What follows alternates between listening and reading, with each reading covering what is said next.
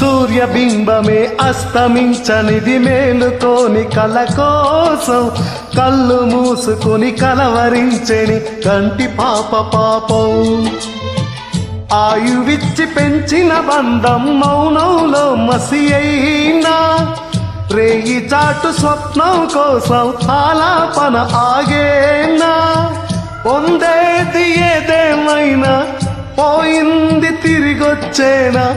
కంటి పాప కల అడిగిందని నిదురించెను నయనం. ఏ క్షణాన ఎలాగా మారును ప్రేమించే హృదయం.